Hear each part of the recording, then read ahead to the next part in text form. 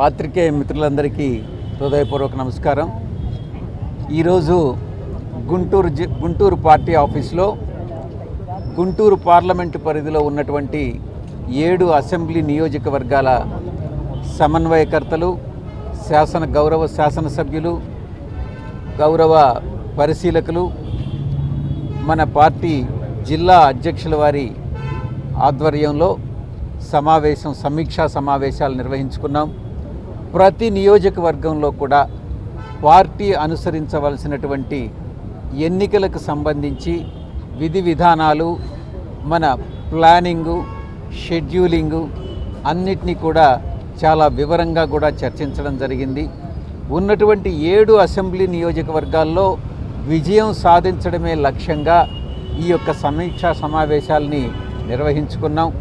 ఎన్నికల్ని చాలా ప్రణాళికాబద్ధంగా మనం ఫేస్ చేయాలి అన్నటువంటిది, ఎలా ఆ ప్రణాళికలను ప్రణాళిక అంటే ఏంటి, ఆ ప్రణాళికను మనం ఏ విధంగా ఇంప్లిమెంట్ చేయాలన్నటువంటి విషయంలో కూలంకషంగా చర్చించి నిర్ణయాలు తీసుకోవడం జరిగింది.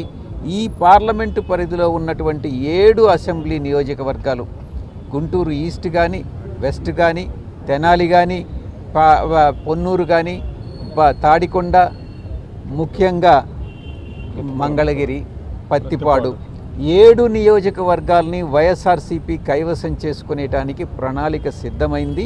ఇది చాలా సిస్టమేటిక్గా ఇంప్లిమెంట్ చేస్తాం. ఈ మంగళగిరి కూడా గెలుచుకుంటామన్నటువంటి ధీమా మాలో ఉంది. తప్పకుండా విజయాన్ని సాధిస్తాం. ధన్యవాదాలు.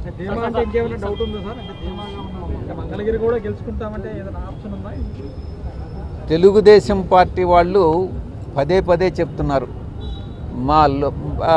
మేము గెలుచుకుంటామనని.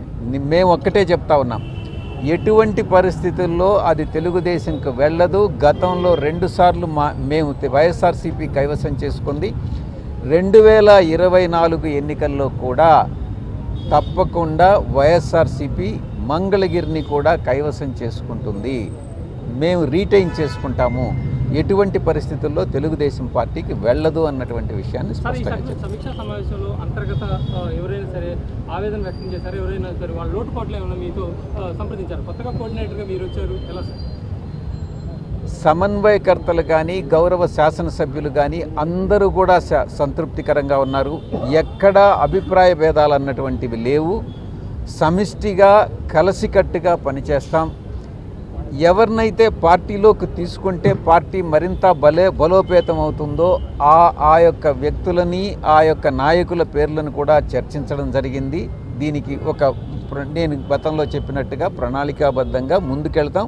అందరినీ కూడా కలుపుకొని అందరినీ కూడా పార్టీలోకి చేర్చుకునేటటువంటి ప్రయత్నం చేస్తాం.